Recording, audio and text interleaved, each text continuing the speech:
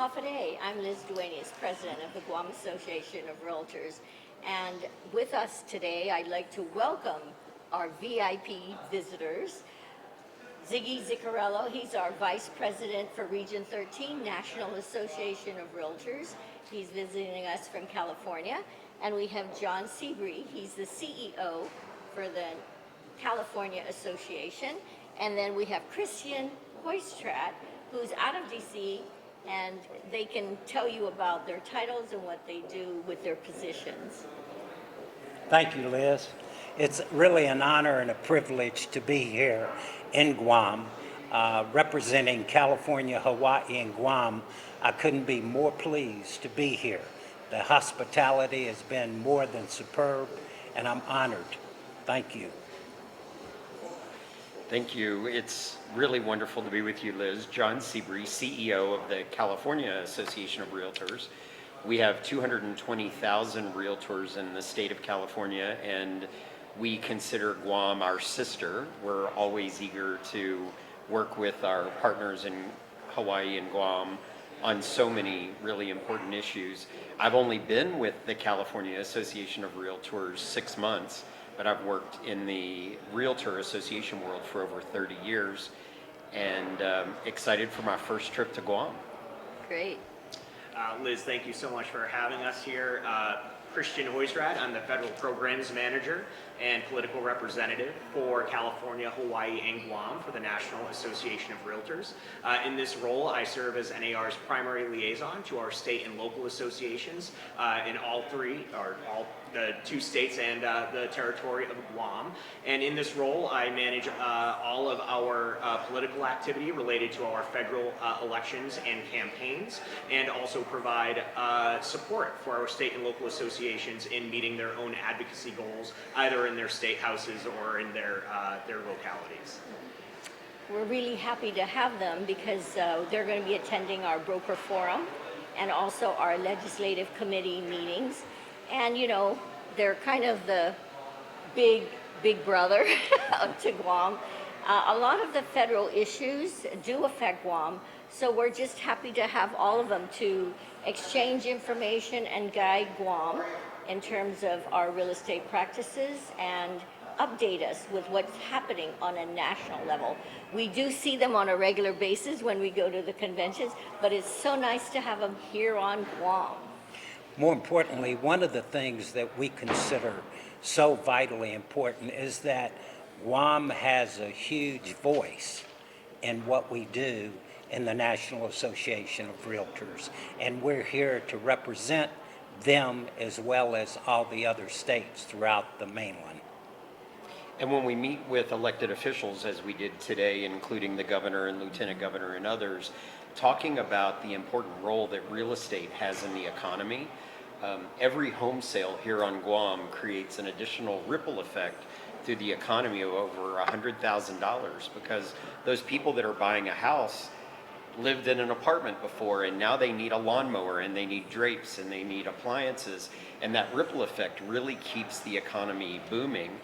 And it's just such a huge part of the economy, and it's a story we probably don't tell nearly enough, because real estate ends up being between 15 and 20% of the entire GDP of a state or territory.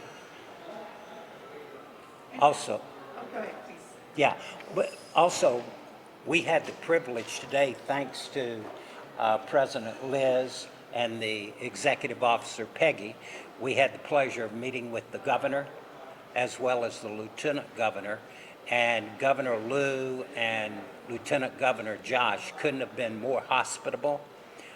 We're proud to say that they are a sister program to California and Hawaii in terms of finding ways that realtors and homeowners can do well in this particular territory. So we're thrilled to be here to work with them. And how long have you all been here so far? We all arrived Saturday evening. We were at the Hawaii Association of Realtors conference in Honolulu, so we flew over from there. I leave tomorrow because I have to get back to Los Angeles for a meeting, but Ziggy's here another day or two, and Christian a few more days beyond that. So you've also spoken about Guam, Hawaii, California.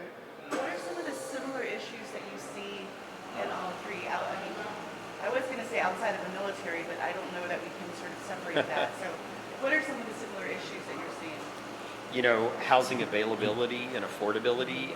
Oftentimes, people think it's a unique issue to them, but it's an issue we face all across the United States of America. We need, you know, in the United States, our National Association tells us we're underbuilt by over 5 million units. So spread that across the United States, and we can't really build enough. We can't get enough down payment assistance to help first-time buyers get into their first home and start creating that generational wealth that they're missing out on.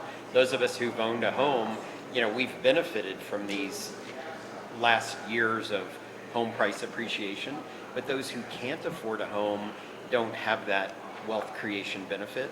So anything we can do anywhere in the United States to help that is important. But just talking to even other elected officials today, water issues, and in a place like this, and California, we have coastal issues that are unique to a coastal environment, beach renourishment, and all of those kinds of things that impact the way we live and our quality of life. To piggyback on what John was saying, one of the things that we think is vitally important is where will our children live? Vitally important because we'll be here, but we want to make sure that our children and our children's children have an ability for home ownership. That is so important to us as realtors, not only here in Guam, but across the mainland in the United States. If I may, gentlemen, you know, now that you met with Liz and then you met with like some of our highest-ranking political officials to get like a real proper lay of the land, and obviously because Guam takes our cue from the mainland, and so you know when we went through the pandemic, that affected the realty business. When we are in the current economic contraction, you know that affects like the business of being a realtor. When you actually meet with the boots on the ground per se and talk to realtors tomorrow, is there a common theme that you know you wish to like kind of get across them about, you know, the importance, like you said, the criticality of this industry?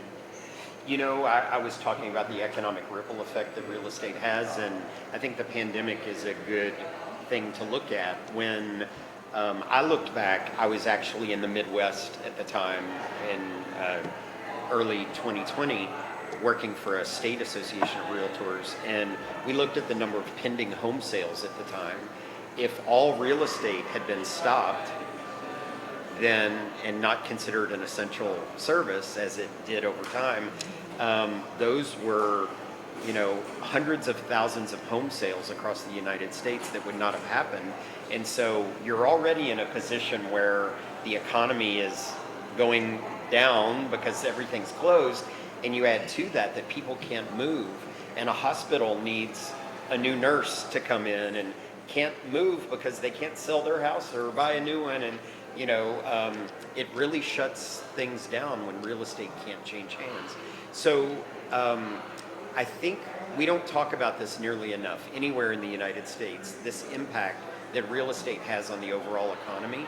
So getting that message across to the boots on the ground so that they realize just how important a cog they are in the wheel that keeps the economy running is something we definitely want to talk to our friends here in Guam about. If I may ask Christian, like you said, you deal a lot with like the dialogue between you know, brokerages, agencies, and you know, and the government. Is there any wisdom that you can pass along to local realtors? You know, even like the companies at a macro level, because like you know, Liz will probably tell you like some of the problems that we have here is often a disconnect between you know government leaders and some of the policy and like some of the statute that just kind of gets in the way of those transactions being pushed through as smoothly as it could. Understood. Well, one thing I'll just touch upon is the fact that, you know, whether it's here in Guam or on the mainland, as far east as Maine or Massachusetts, the thing we keep hearing from realtors is the need for housing supply and how that impacts affordability. And so in my role with the National Association of Realtors, I sort of serve as the liaison between our realtors in the state and local associations and our policy team and lobby teams in Washington, D.C., and making sure that the voices here in Guam are being heard in the halls of Washington, D.C. And so in terms of what we're doing in Washington on behalf of our realtors here in Guam, it's talking to members of Congress about the need for housing production and pieces of legislation that could actually create supply, which would then help with the affordability issue. And just in being here in Guam for 2 days, in talking with our members, the supply issue is front and center. And so for us, that's what we're hearing from you. We're taking that back to Washington, D.C., making sure that that's on the forefront of the minds of members of Congress, and also working with the association to make sure that they're liaising and in communication and engaging with your own congressional delegate for the island of Guam. And obviously we have an open seat here and an election coming up, and so we look forward to working with whoever that next congressional delegate is, and making sure that these issues that we're talking about with regard to housing are represented in Washington, D.C. Okay, and the last question for me, if I may. One thing that Liz is very, very good at is, preparing the next generation, like of realtors, like her own children, as you said, like the next generation. So when it comes to the realtors of 2030, 2040, what is the next big thing, either technologically, business process-wise, customer service-wise, and everything like that? What is, not even necessarily trendy, but what is possibly the future that's already starting to happen with this business? Well, one of the things that's vitally important and similar when you talk about boots on the ground, whether it be in Guam or on the mainland, is the code of ethics that realtors live by. I think first and foremost, that's critical to all of us. In terms of importance, home ownership. Again, where will our children live?